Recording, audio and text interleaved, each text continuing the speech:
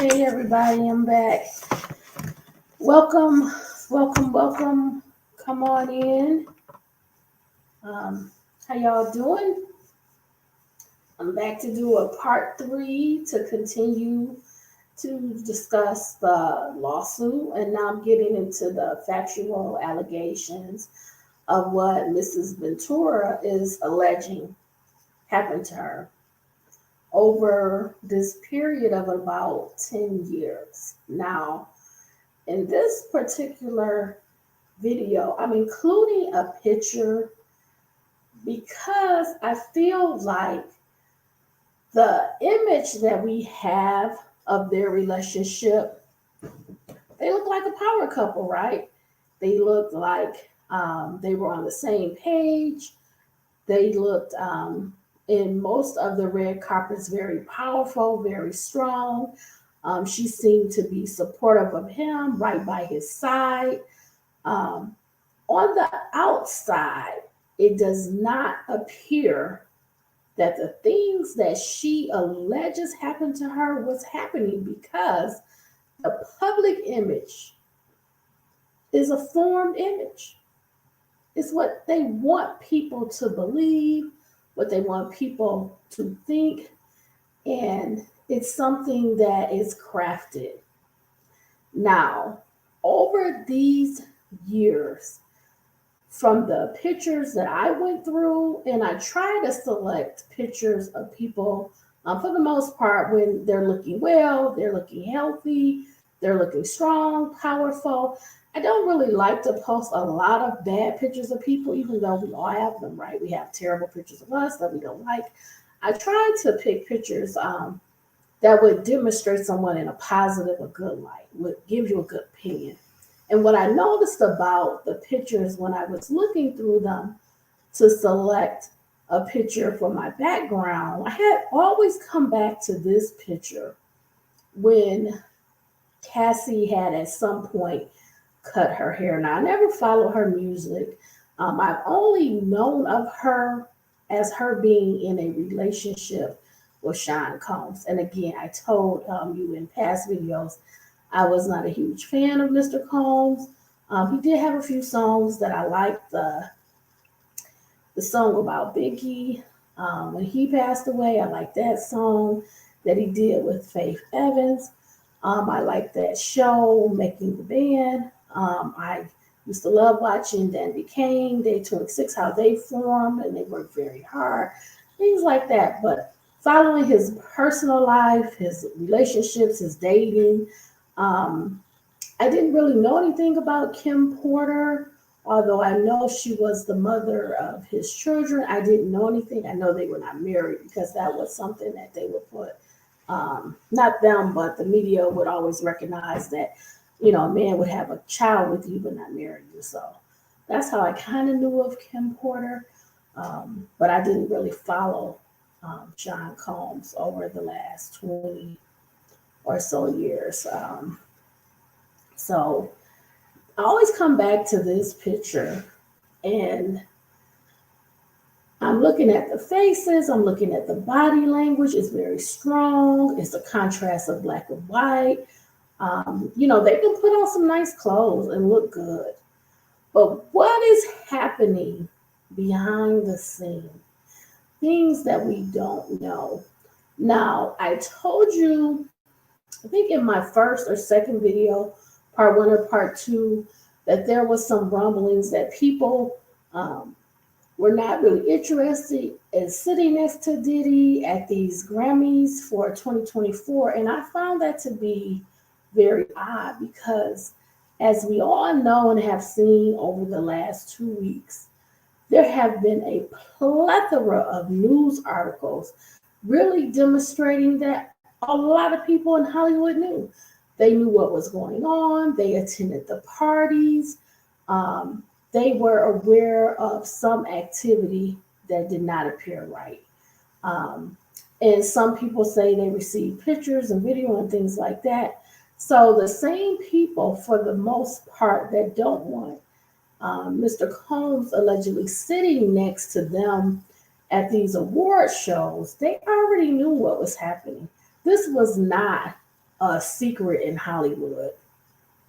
Now that is the sad part about it. All of these people knowing and nobody really doing anything about it. And allegedly the list of victims is very long, right?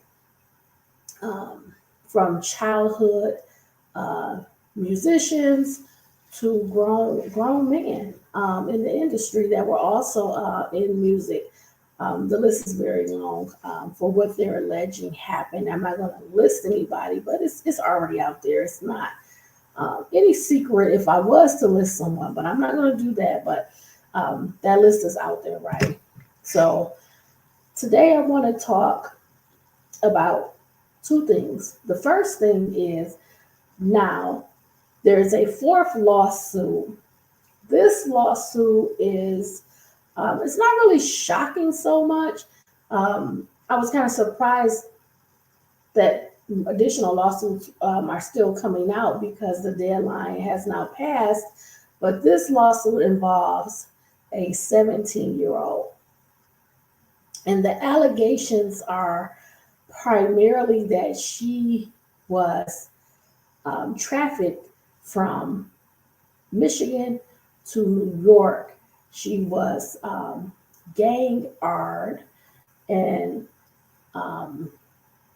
this happened to her, I believe, allegedly back in 2003, something like that. So I'm going to go over that. That is a new lawsuit. And then I'm going to continue and pick up where we left off on page 6 of the lawsuit with Cassie Ventura and Mr. Combs. Okay, so let's get to the first issue at hand. Now, you can always refer to the Hidden Horror Facebook page to get all of what I'm reviewing, which is this one is the NBCnews.com article. It is dated December the 6th. Excuse me. It's by Diana Dazrath, Janelle Griffith, and Nicole Chowders. It's titled Sean Diddy Combs Accused of Gang R and S Trafficking in New Lawsuit. The lawsuit is the fourth in less than a month to accuse the music mogul of S assault. If you guys need me to go over that New York law, I can highlight it quickly, and then I could put a link because I know some people wasn't really understanding how all of these old lawsuits came about. So after this article, excuse me, I can go over that a little bit. Or if there's a part 4, that's what we'll do. In part 4, I can go over the law. I'll just do that as part to the lead before I talk about the remainder of the lawsuit in my part 4, because I can't read this will be 29 pages. I'm going to read 29 pages tonight. But I'll read some and then I'll leave part 4 to include how these people have the ability to sue decades later, right? Because people want to know. They don't really understand that law, but that law was very limited to a 1-year time frame where people could file lawsuits, no matter how old the allegations were. So let's pick up. A fourth woman has accused Sean Diddy Combs of S assault, alleging in a lawsuit that when she was a teen, she was gang R and S trafficked by the music mogul, along with Harvey Pierre, a former longtime president of his record label, and an unnamed individual. The woman, identified in the suit only as Jane Doe, alleges that the assault occurred in 2003 when she was 17 and Combs was 34. That's twice her age. The lawsuit was filed in federal court in New York under the Victims of Gender Motivated Violence Protection Law, which gives survivors of alleged gender motivated violence, including S abuse that occurred in the state, until March 1st, 2025, to file civil claims. The suit names Combs, Pierre, Daddy's House Recordings, and Bad Boy Entertainment as defendants. The accuser's attorney is Douglas Wigdor, who represented the singer, model, and actress Cassie in her federal lawsuit against Combs. So she has the same attorney as Cassie. As alleged in the complaint, defendants preyed on a vulnerable high school teenager as part of a S trafficking scheme that involved plying her with drugs and alcohol and transporting her by private jet to New York City, where she was gang armed by the three individual defendants at Mr. Combs' studio, Wigdor said in a statement. The depravity of these abhorrent acts has, not surprisingly, scarred our client for life. The lawsuit says that Cassie, whose legal name is Cassie Ventura, and two other women who filed lawsuits against Combs last month alleging S abuse, gave the latest accuser the confidence to tell her story as well. Ventura, a former longtime romantic partner of Combs who was signed to his record label, sued Combs in mid-November in federal court, alleging that he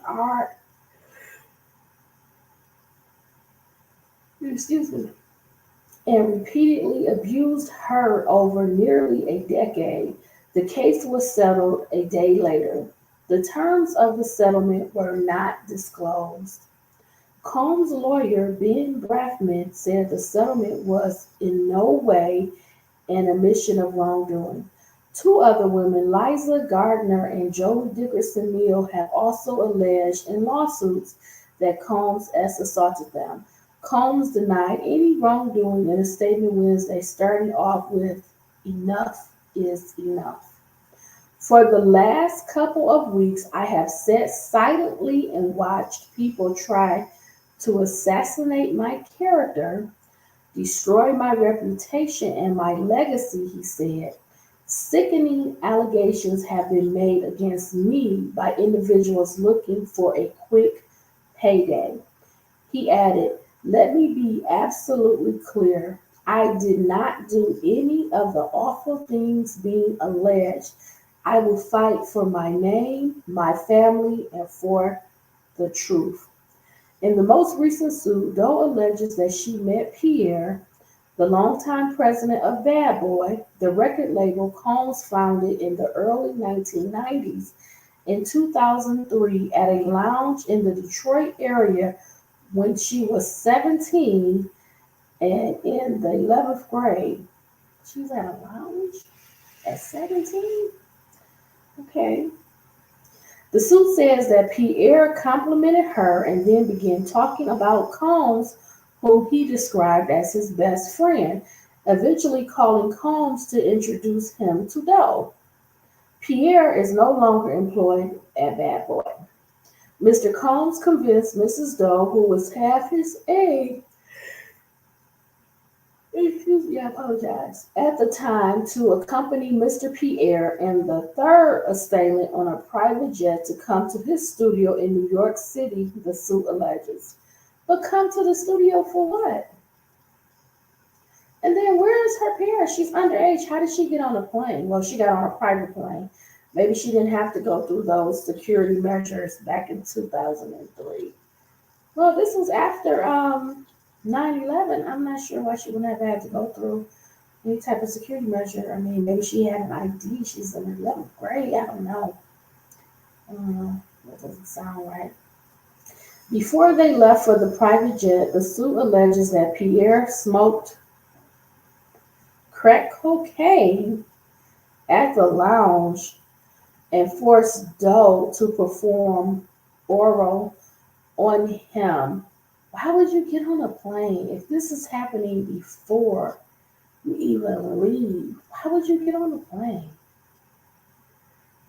They then traveled from Detroit to New Jersey with the third defendant, who was identified in the suit as the third assailant.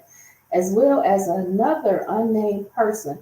The suit alleges where they were driven to Daddy's House Recording Studio, a studio famously owned and operated by Mr. Combs and Bad Boy. The suit includes 4 images that her attorney says were taken in Combs' studio in New York City on the night of the alleged assault. In one of the images, she appears to be sitting on Combs' lap. The suit alleges he asked Doe to sit on his lap to take the photo. Her face is blurred in the images. Representatives for Combs declined to comment about the photos. Okay, that's not good. While at the studio, Combs, Pierre, and the third defendant plied Doe with copious amounts of drugs and alcohol, the suit alleges. You're 17 years old, taking drugs and alcohol. She became more and more inebriated, eventually to the point that she could not possibly have consented to having sex with anyone, much less someone twice her age. According to the suit, which alleges that Combs, Pierre, and the third defendant took turns airing Doe in a bathroom at the studio. When the alleged assault concluded, she was left in the bathroom alone, the suit alleges.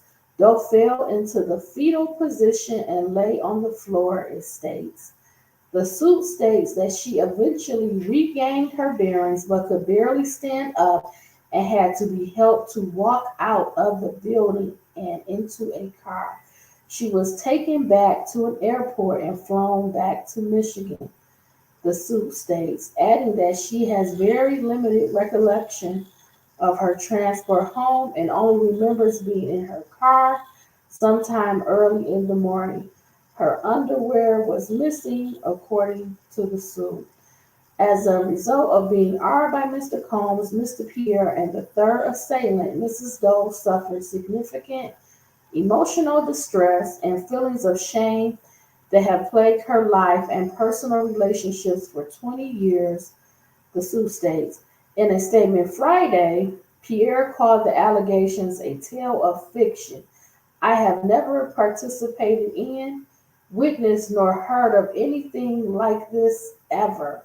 These disgusting allegations are false and a desperate attempt for financial gain, he said in the statement. I will vigorously protect my reputation and defend my name. Those who know me recognize that these claims are not true.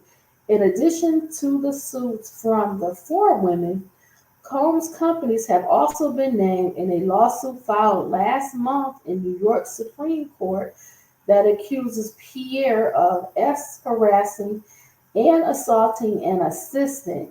Combs has denied the allegations. Pierre did not respond to a request for a comment. So I really don't want to assess the lawsuit because to me it's pretty difficult to think that, well, I was going to say it's hard for me to think that they would need to fly someone in from another state, and have this happen because it seems that they would have access, being in New Jersey or New York, to so many different people. However, because in the Cassie Ventura lawsuit, in that lawsuit, partly it alleges that as workers were flown to where they were and paid. So I don't know. I mean, it is kind of a similar behavior with giving the person drugs and alcohol and then the S abuse. So I don't know. I guess he's alleging that this is completely false. I don't know what the legal age to consent in New York is. I think it's 17. I'm not sure. I think in Michigan is 16. No, you have to be older than 16. So I guess it would be 17. So I don't know. The lawsuit was filed in New York, so um, it's not looking good. The fact that there were pictures taken, I don't know how you deny that unless you make up some kind of story and say, well, this person was here in New York. Again, why are they at that studio location? So I'm not sure if he's going to vigorously fight. I guess we'll see what happens. His money is very long, and he could have this go for a very long time in court, right? Um, so let's get to the lawsuit allegations for Cassie Ventura. We're going to set that to the side. In our next video, we're going to talk about the law that allowed them to file these cases. And then we just found another law that it was called the Victims of Gender Motivated Violence Protection Law. And you can file up to March 1st of 2025 for civil claims. So you guys know I was taking notes last time. So I want to write a note about that. I never heard of that before. It's called the Victims of Gender Motivated Violence Protection Law. And you can file civil claims up to March 25th. No, March 1st, 2025 in New York. So they're finding ways to get around this, right? So another fourth lawsuit and possibly more, right? I asked about the S workers, the paid S workers. Were they going to come forward in a lawsuit alleging what happened to them to demonstrate S trafficking? So would it be a group of them? I have no idea, but I immediately thought about them because if they were traveling across the country or out of the country and being paid and receiving, drugs allegedly, would that be a potential lawsuit? Okay, so we're going to turn our attention to the Cassie Ventura allegations. We're on page 6 under factual allegations. Number, I'm going to go with numbers. Okay, it says teenage Mrs. Ventura meets middle-aged Mr. Combs as her career begins. I don't think he's middle-aged, right? But I guess he's 15 years old. I don't know. Let's see. Number 24. Mrs. Ventura met Mr. Combs in late 2005 or early 2006 after Mr. Combs heard Mrs. Ventura's first single playing in a club and expressed interest in signing her to his label, Bad Boy Records. Number 25. At the time, Mrs. Ventura was 19 years old. Mr. Combs was 37 years old. Number 26. Within months, in February 2006, Mrs. Ventura signed a 10-album deal with Mr. Combs' record label. 10 albums?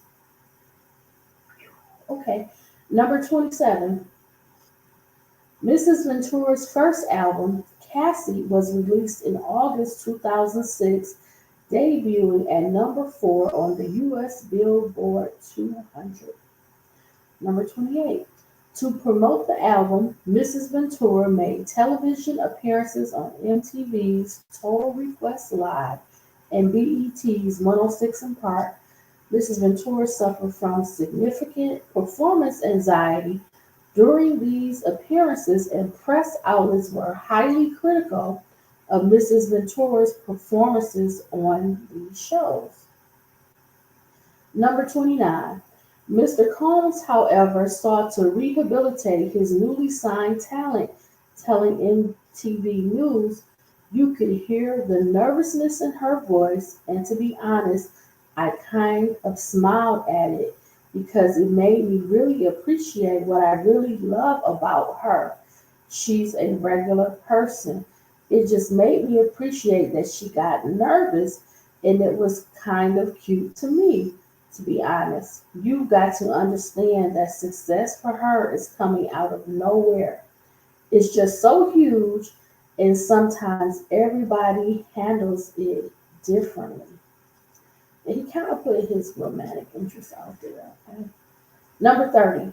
While clearly paternalistic in noting that it was cute to him how regular Mrs. Ventura appeared, Mr. Combs' comments rang true to some extent.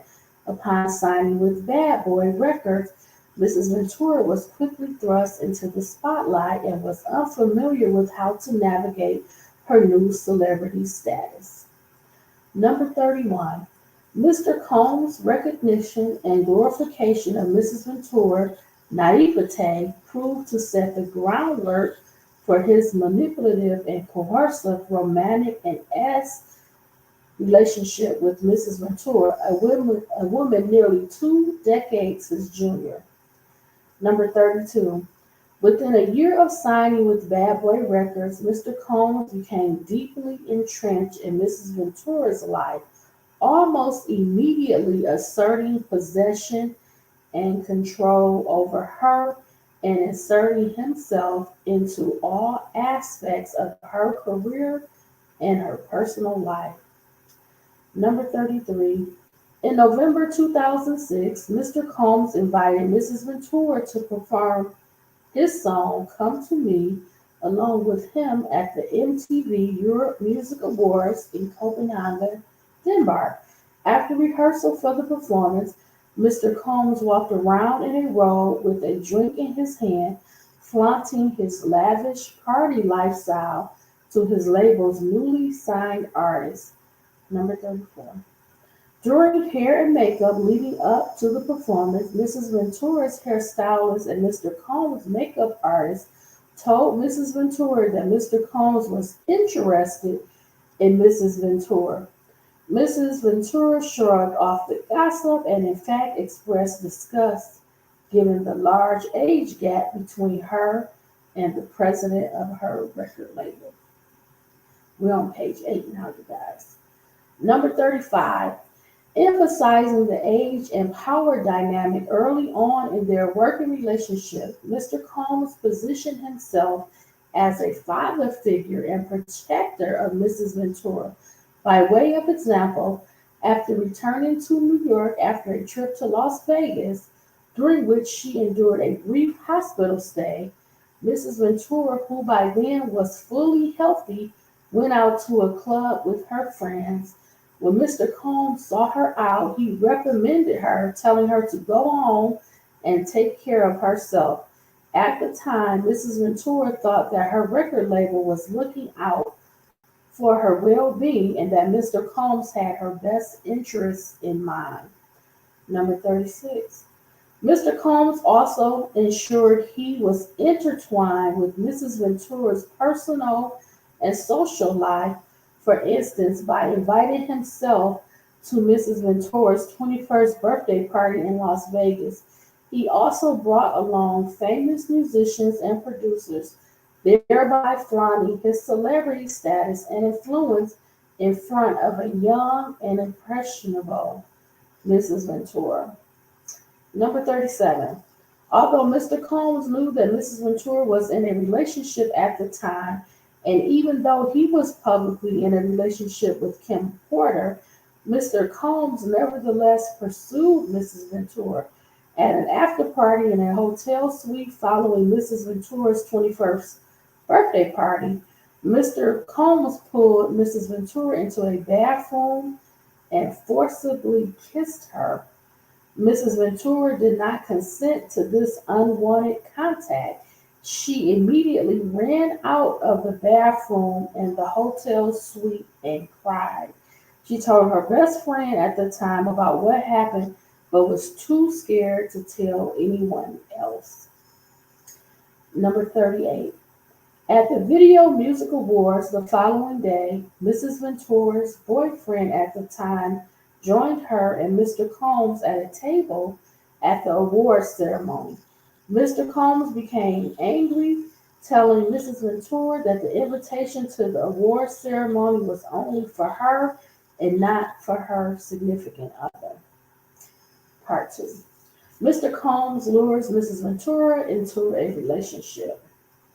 Number 39. Despite her clear rejection of Mr. Combs' advances, Mr. Combs continued to demand Mrs. Ventura spend time with him, including for a weekend at Mr. Combs' residence in Miami and for nights out in New York City. Number 40. On one particular night around September 2007, Mr. Combs insisted on taking Mrs. Ventura out. Mrs. Ventura acquiesced, fearing that rejecting Mr. Combs' request would have repercussions for her album deal with Mr. Combs and his company Bad Boy Records. But he already signed me for 10 albums. Wow, that's a lot of work. Number 41. Mr. Combs picked up Mrs. Ventura from her apartment in Manhattan in a blue luxury vehicle. Mrs. Ventura was surprised that when she got into the car, Mr. Combs was already inebriated. Number 42. He handed her a pill and told her to take it. When Mrs. Ventura asked what the pill was, Mr. Combs dismissed her and told her she would like it. She later learned the pill was ecstasy, something Mrs. Ventura had never before tried and did not want to try. This was the first time Mr. Combs got Mrs. Ventura high. You can't say no. Just say no. People, you can say no. It is okay to say no. If somebody wants you to do something that you don't want to do, you have the power to say no and set boundaries. Okay? Number 43. Mr. Combs then proceeded to drive recklessly at very high speeds down the West Side Highway of Manhattan. Mrs. Ventura was very scared. Excuse me. Mrs. Ventura was very scared but did not dare to object to Mr. Combs, who appeared drunk, high, and agitated.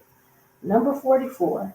Mr. Combs took Mrs. Ventura to an upscale lounge in downtown Manhattan, where he proceeded to get into an altercation with the security staff who would not permit Mr. Combs to enter, presumably because he was belligerent. Mrs. Ventura decided to go home, but for the remainder of the night, Mr. Combs messaged Mrs. Ventura incessantly, complaining that he left him high and alone. Number 45. In early fall 2007, Mr. Combs flexed his power and influence when he paid a promoter to create a fake flyer for a party hosted by Mrs. Ventura. This fake posting allowed Mrs. Ventura to have an excuse to go to Miami, Florida, and get her away from her boyfriend by using the guise of a legitimate event she had to attend. Mrs. Ventura was stunned at how easily Mr. Combs was able to recruit others to lie for him.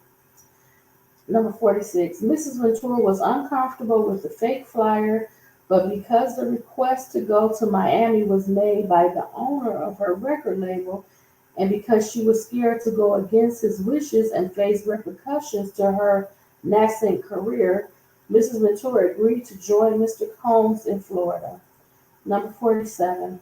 During this trip to Miami, Mr. Combs provided Mrs. Ventura with copious amounts of drugs.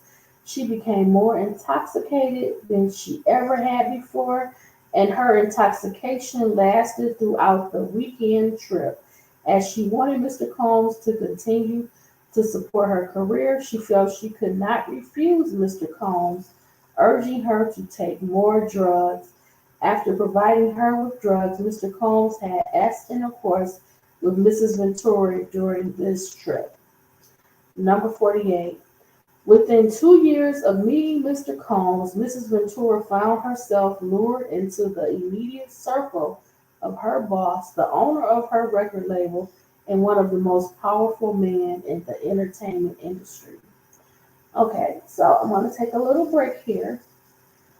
On the screen right here, there is a number for the National Human Trafficking Hotline. It's 24 hours a day, 7 days a week. If you need help, you want to talk to somebody, they're there for you. The number is 888-373-7888, or you can text 233733. Okay, that is a warning. If this is triggering you, if this is upsetting you, you can always click off. You can read this later. Um, Anything that you need, to have your mental health strong, okay, if you can't handle this. So we're going into part 3. Mr. Combs exerts control over Mrs. Ventura's career and personal life. Number 49. From the very start of their relationship, Mr. Combs exerted his power and influence over Mrs. Ventura. This dynamic was fueled by their nearly 20-year age difference as well as their relative positions in the entertainment industry. Mr. Combs considered a music mogul and Mrs. Ventura at the very start of her career as an entertainer. Number 50. Mr. Combs' aggressive and demanding approach to those he worked with made it impossible for anyone to challenge him, and Mrs. Ventura soon learned that Mr. Combs insisted on blind loyalty from everyone in his inner circle. Number 51. Although Mrs. Ventura had saved up some earnings from her young modeling career, Mr. Combs' ostentatious display of wealth was intimidating to her. Number 52. Mr. Combs paid for things with wads of cash and would repeatedly tell Mrs. Ventura, "Don't worry about money. I have money." Number 53. Mr. Combs expense lavish vacations for him and Mrs. Ventura, purchased a car for her, paid for her apartment, and provided her with extensive amounts of designer clothing. Number 54. Around 2008 or 2009, Mr. Combs began to rent an apartment in Manhattan for Mrs. Ventura. The apartment was within walking distance of Mr. Combs' New York residence. He first showed Mrs. Ventura the apartment by bringing her there along with her parents. Mrs. Ventura's parents were skeptical of the mogul's displays of wealth, but proud of their daughter's newfound success. Number 55. Around 2010, Mr. Combs similarly paid for an apartment for Mrs. Ventura in Los Angeles, which was located about 5 minutes away from Mr. Combs' residence. He paid for many of her apartments in California and also purchased a Jag for her around 2013 or 2014. Number 56. All aspects of Mrs. Ventura's life were controlled by either Mr. Combs or his management companies.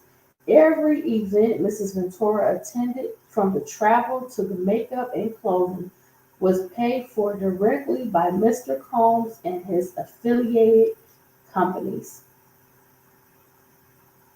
Number 57. We're on page 12 now. Compounding this all-encompassing intrusion into her life, Mr. Combs secured his control over the young and impressionable Mrs. Ventura by introducing her to a drug-fueled lifestyle that kept her complacent and compliant. Mr. Combs first introduced Mrs. Ventura to opiates around 2008 and would often have pills and other drugs out in the open like candy. Upon information and belief, Mr. Combs has been addicted to prescription painkillers and took ecstasy frequently. Number 58. At first, Mrs. Ventura was given the prescription that Mr. Combs received from a doctor in Miami, Florida. Eventually, when Mr. Combs exhausted his supply of pills, he demanded that Mrs. Ventura procure prescriptions from this Miami doctor on in her own name. Number 59. Mr. Combs also became deeply involved in Mrs. Ventura's personal life with his personal staff attending to Mrs. Ventura's day-to-day travel and other needs, including medical care. On multiple occasions, Mr. Combs had Mrs. Ventura's personal medical records sent directly to his email address. For instance, when Mrs. Ventura began experiencing memory loss, potentially due to excessive drug use and or head injuries caused by Mr. Combs' beatings, as described below, her MRI results were provided directly to Mr. Combs. Mr. Combs also repeatedly arranged for his staff to drive Mrs. Ventura to certain doctor's appointments. Number 60. In this way, Mr. Combs exerted ownership over Mrs. Ventura as another example of the ways in which he manipulated Mrs. Ventura and ensured obedience. Early on in their relationship, he asked Mrs. Ventura what she called her grandfather. When Mr. Ventura said that she referred to her grandfather as Pop Pop, Mr. Combs perversely insisted that Mrs. Ventura refer to him with that nickname. Part 4. Mr. Combs and Mrs. Ventura relationship becomes violent and abusive. Number 61. What started as a whirlwind of celebrity meetings and drug and alcohol-fueled parties, however, quickly turned frightening and violent. Number 62. Mrs. Ventura was also exposed to the intense violence that pervaded Mr. Combs' rise to fame.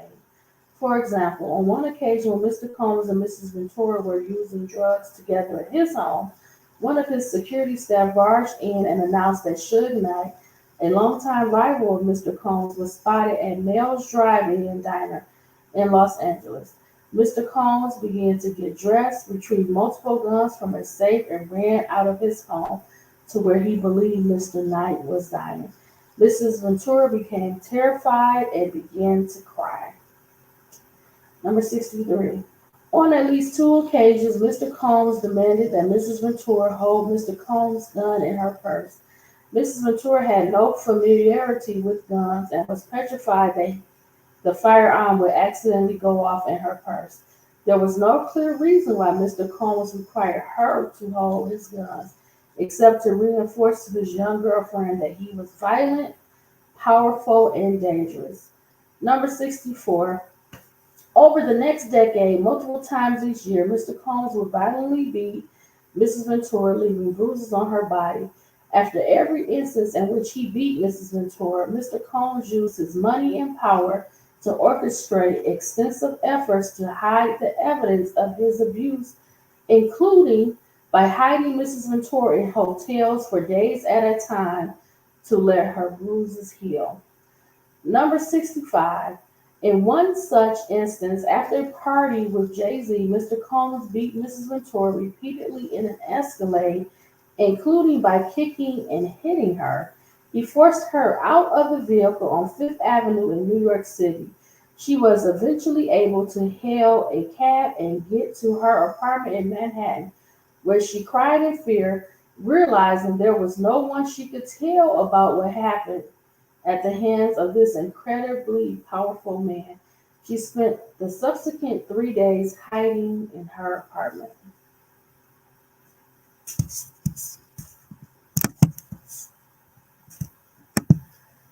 Okay, let's keep going.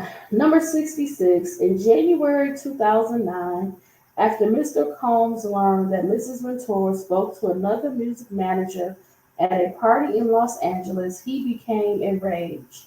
She had hoped speaking to this manager would allow her to further grow her career and that Mr. Combs would be happy for her, but instead he became extremely angry and pulled her out of the club where the party was taking place. Number 67. In the car leaving the club, Mr. Combs beat Mrs. Ventura, pushing her into a corner of the vehicle and stomping on her face. Mr. Combs' security staff, Roger Bonds, tried to stop the beating but was unable to de escalate the situation. When the car arrived at Mr. Combs' residence, Mrs. Ventura attempted to run away, but Mr. Combs followed her and proceeded to again kick her in the face.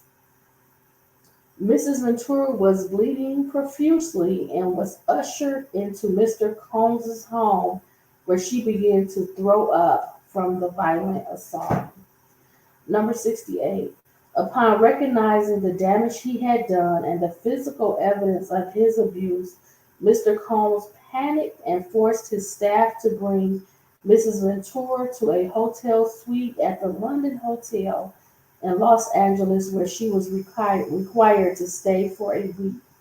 Number 69. During this stay, as her injuries from the beating healed, Mrs. Ventura began to fully realize that Mr. Combs' tremendously loyal network not only knew about and witnessed his assault, but also that these witnesses were not willing to do anything meaningful to stop Mr. Combs' behavior. She recognized that she was powerless and that reporting Mr. Combs to the authorities would not alter Mr. Combs' status or influence, but would merely give Mr. Combs another excuse to hurt her. Page 15, number 70. While in the hotel, she asked to go home to her parents, but Mr. Combs wouldn't let her leave. She lied to her mother when asked about an online gossip forum that reported the assault. Number 71. Mr. Combs proceeded to instruct his assistant to purchase excessive amounts of gifts for Mrs. Ventura, which were delivered to the hotel room where she remained trapped. Number 72. Mrs. Ventura was terrified, isolated, and unable to see a pathway out of Mr. Combs's abusive hold on her life. Number 73. She found herself becoming numb to the abuse she was experiencing and became entirely beholden to Mr. Combs's demands. She began to blindly follow his instruction out of fear of again being on the receiving end of a vicious beating. Number 74. By Mr. Combs' own admission, his relationship with Mrs. Ventura was like Bobby and Whitney, a clear acknowledgement of the unequal power dynamic and excessive domestic violence that permeated their relationship.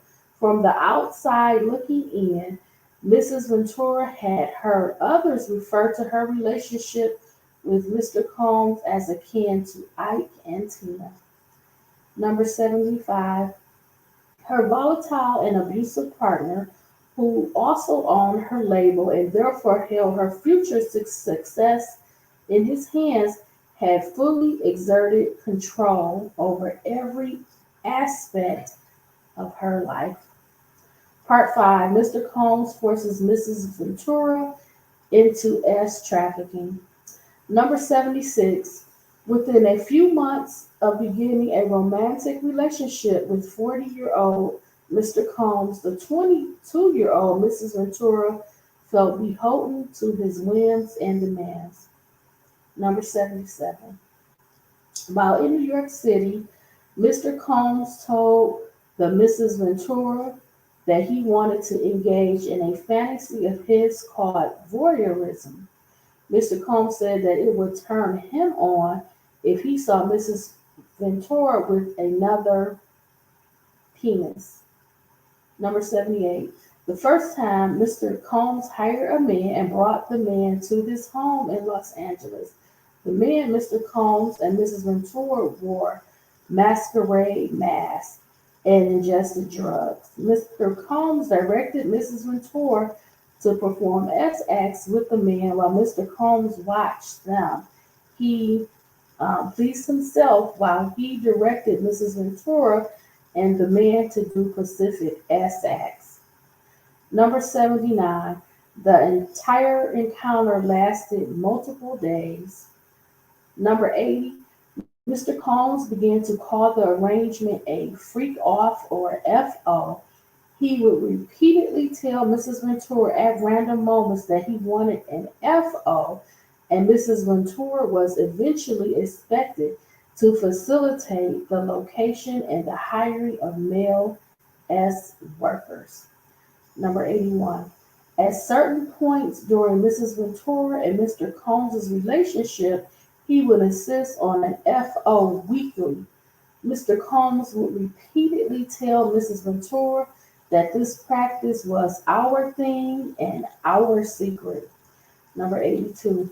FOs would often take place in hotel suites, include at the Trump International Hotel in Columbus Circle, Le Hermitage, Beverly Hills, the London Hotel in Los Angeles, the Intercontinental Century City, the Intercontinental Atlanta, the Intercontinental New York City, the One Hotel in New York and in Miami, the Mandarin Oriental Hotel in New York and in Miami, the Fontainebleau in Miami, the Beverly Hills Hotel, and Shutters on the Beach in Los Angeles.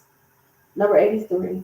On one occasion around 2013, Mr. Combs had an FO set up at the Intercontinental Hotel in New York City, after which he was charged with tens of thousands of dollars in damages by the hotel. Upon information and belief, Mr. Combs' chief of staff, Tony Fletcher, paid the invoice charged by the hotel. Number 84.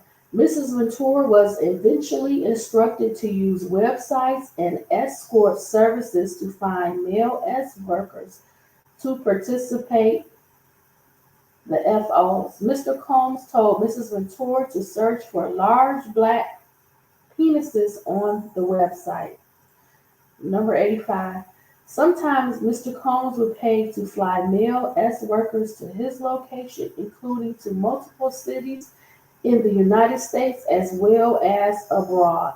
He required Mrs. Ventura and his staff to help him make these arrangements. Number 86.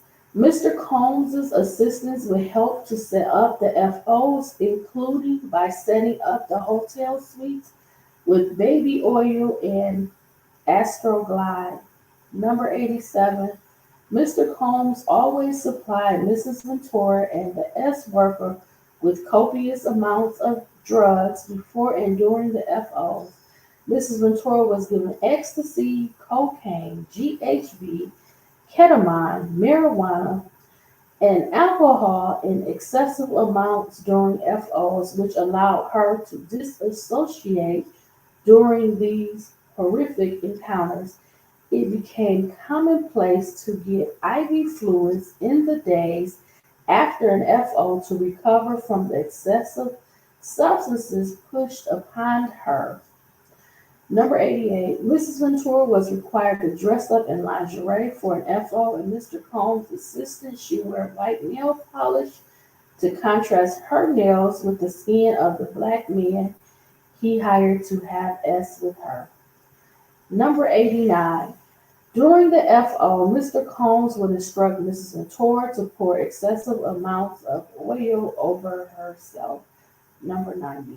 Mr. Combs would then instruct Mrs. Ventura and the S worker to speak to each other and then would specifically tell Mrs. Ventura where to touch the S worker. Mr. Combs would say things like, grab that big black penis, and ask her how does it feel as he directed her to perform for him. Okay, we're on page 18. This is number 91. During the FOs, in addition to directing Mrs. Ventura and pleasing himself, Mr. Combs would use his phone, laptop, and tablet to film Mrs. Ventura having S with the hired S worker. He treated the forced encounter as a personal art project, adjusting the candles he used for lighting to frame the videos he took.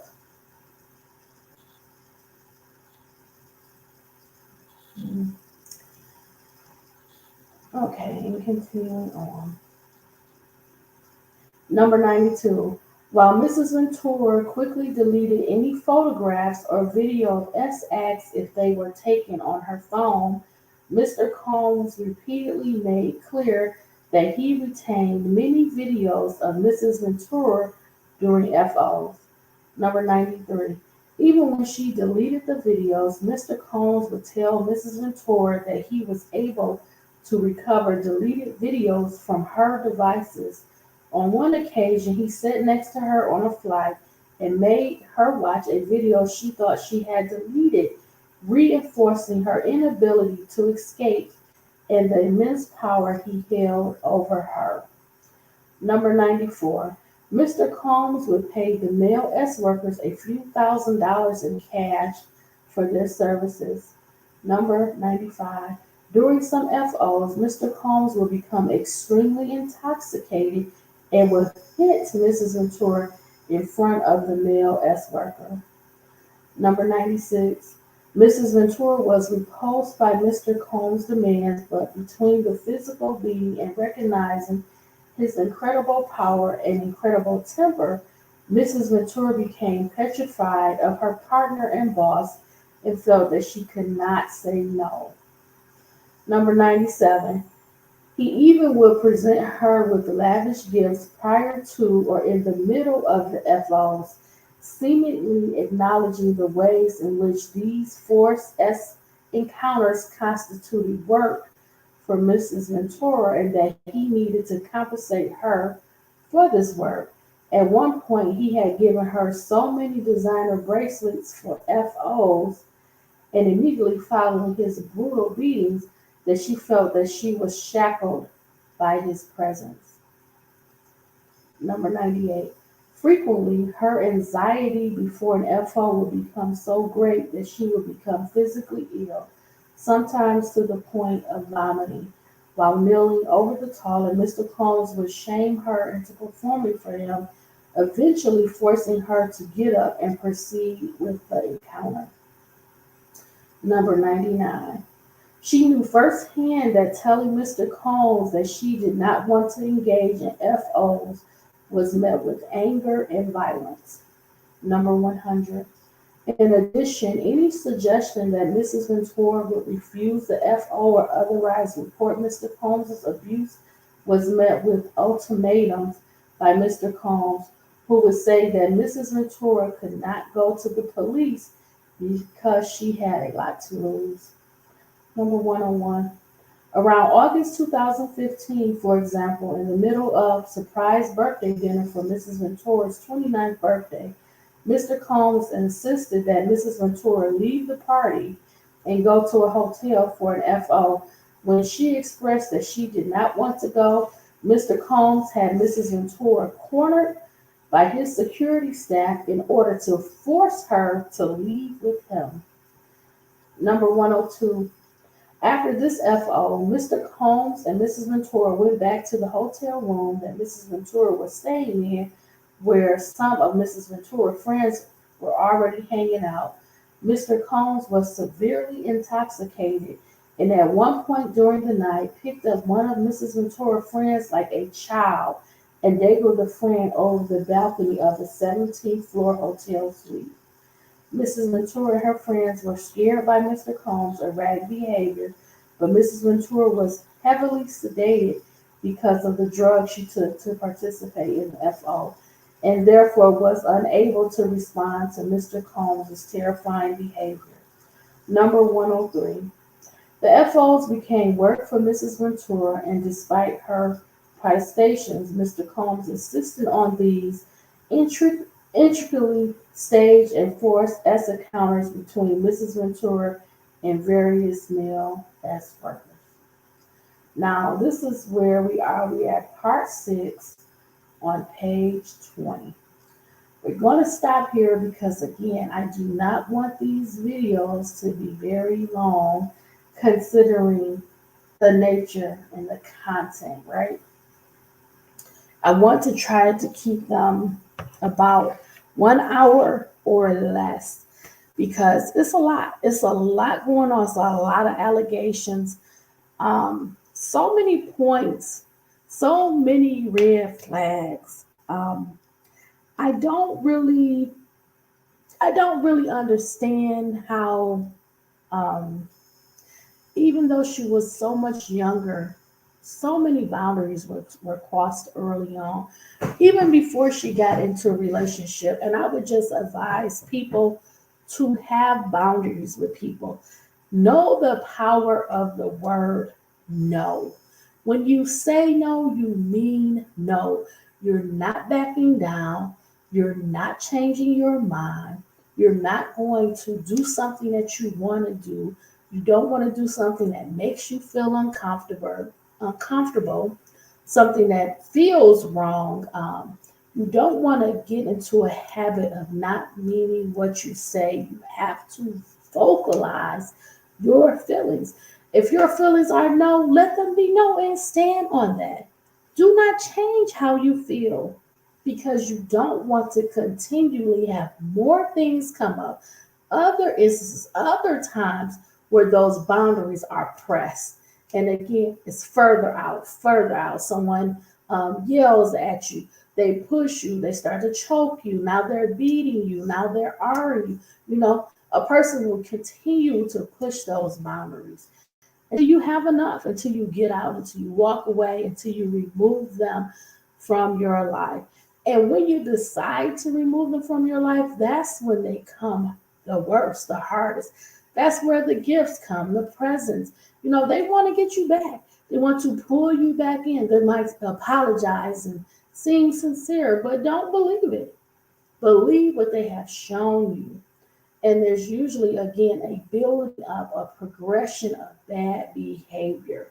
If you let a person get away with something and you don't acknowledge it and you overlook it, they're going to keep taking steps more and more and more until they have broken the vows or they can't come back from.